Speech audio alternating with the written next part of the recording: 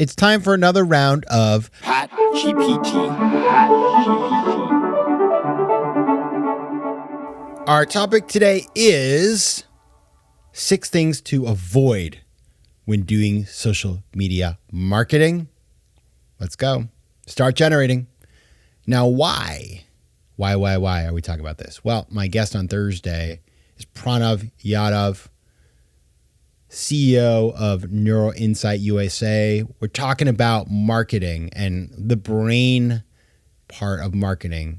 He figures out, and he'll explain how. It's very interesting. How we can measure which ads work and which don't. He works with a bunch of Super Bowl advertisers, so it's super interesting. Now, I bring up this topic about social media marketing because I'm working on my own stuff. So I've been studying and learning, and I want to share the things I've been learning with you because so many of you, whether it's a business or your personal brand, you're doing social media marketing. And it is tricky because social media marketing, there's a couple things. Number one is there's so many darn platforms. I mean, seriously.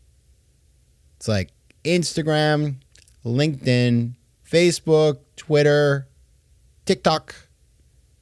There's other ones, I'm sure. So that's number one. It's just like, what? And they're all different, and they all require different things. Number two is that, it's just like a never-ending treadmill. Once you start doing it, it just never stops. And so I just try to think about how can you do this in a way that doesn't feel horrible, like a burden? Because otherwise, if it's a burden, you're not going to do it. So that's kind of the thing, right? So let's just jump right in. 6 things to avoid when doing social media marketing. I know it sounds very negative, but we don't want to do these things. Number 1, don't try to hit all the darn platforms. Okay? This is one thing I remember a couple years ago. Somebody was like, you have to be on Snapchat. Well, I don't like Snapchat. I just find it irritating because it all just is ephemeral. It's gone. And that's fine if you're trying to send somebody something like a text or something, then who cares? But when you're creating content, I want to be able to go back to that and use it for other things or just understand what happened with that. And so I abandoned that. And you know what? I'm glad I didn't miss it for a day. And the more I think about my sort of approach, it's like, Facebook, like who's on Facebook anymore? I mean, it's like a graveyard. Twitter, it's so nasty on there. It's a terrible place. I mean, even if you can, reach people, it's like you're squeezed between conspiracy theories and misinformation. Like, I don't want to be there. I barely use it anymore. I have determined the places I want to be are Instagram and LinkedIn. And TikTok, I don't know how to think about that. It's probably going to get banned anyway. But, thinking about where you want to be, and that really comes down to who are your people you're trying to reach and where are they? What do they use on the internet? Maybe Snapchat's the right place for you. Maybe LinkedIn's the only one you need. It just depends. But really, really hard to cover them all, and it's exhausting and you're not going to want to do it. So don't try to be everywhere. Number 2, don't be afraid of video. I was afraid of video for a long time. Now, why would you say would I be afraid of video? Well, it's annoying because, say you wake up that day and you just don't feel very good looking, or you don't want to comb your hair or whatever. Well, doing video is annoying because, it's your face. And I know that there's this whole authenticity thing. Like, it doesn't really matter what you look like. And I see like influencers from Gen Z that, they're like trying to look bad, but I'm not that way. So I found that annoying. But what I have learned actually is that video is everything. And we are going hard into video this year. It's my big goal. And you've seen probably everybody else, right? Like everybody's doing reels. There's a reason. It works. So do not be afraid of video. All right, we got 4 more. After the break, I'll be right back. FOMO. All right, PatGPT back from a break. Even PatGPT needs a little break. Number 3 on the 6 things to avoid when doing social media marketing. Do not forget to have a call to action. And this is hard. And by the way, not every content piece will have a CTA, a call to action, but understanding what you want the person who is watching to take away, whether it's an action, ideally, or, sometimes it's just a clear message, super important. Now, sometimes we just do these things for fun, but if you're in the world of marketing and you want people to change their behavior, change their way of seeing the world, buy your product, whatever, you have to tell them what you want them to do. So a good call to action is, please click on this link, right?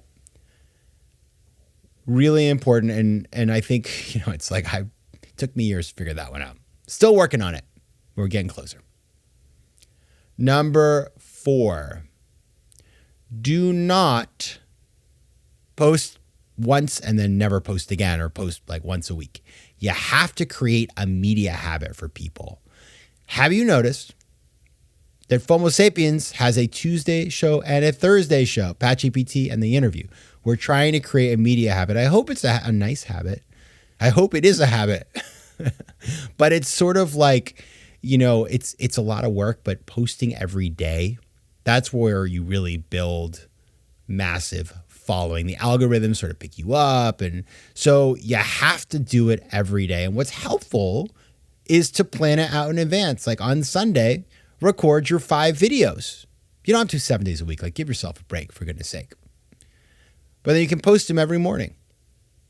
But really think about, can you create an ongoing flow of great content with a CTA that's in video? I'm linking it all together here. You see what I'm doing? That's the magic. Number 5, do not try to be all things to all people. Know your audience. So when you're creating content, whether it's written or video or whatever, think about who you're talking to. Like when I'm talking right now, I know who you guys are. First of all, I know some of you. Actually, I know you. But also, I know who listens to the show. I know what the demographics are. I understand. We've done focus groups. I understand what you're looking for. Now, I maybe I get it wrong sometimes, but I generally have a sense of what is meaningful to you and what will make your day better. And so I try to then address that in what I do. And so thinking about, as you're doing marketing for a reason, who's the consumer? Who is the consumer you're trying to reach? That will guide you in all the other steps. And finally, don't be impatient. This stuff takes time. It takes real time. Like half the people who have huge followings, it's all bot. It's fake. Like you see somebody with 133,000 Instagram followers and they have 19 likes. It's all fake. Creating real engagement, it's a long-term project. Like I don't know how, there's some people just get lucky, but most people, they take time to do it. And by the way, having the biggest following is not the goal. Having a relevant following, that's the goal. So those are my 6 things to avoid. They're all things that, it's hard to get it right all the time, but they're things to keep in mind. And if you do those things, your time, your ROI, return on investment, and the time you spend on this stuff will be much higher. All right, we'll be back on Thursday with another episode of FOMO Sapiens. Until then, take care of yourselves, FOMO Sapiens, and PatGPT, stop generating. FOMO Sapiens is recorded in New York City. Theme music is by Mike McGinnis, and editing and post-production is by Josh Elstro. If you like today's show, please be sure to rate it and recommend it to your friends. And as always, you can find me at FOMOSapiens.com and at PatrickMcGinnis.com. To advertise on FOMO Sapiens, reach out to contact@FOMOSapiens.com.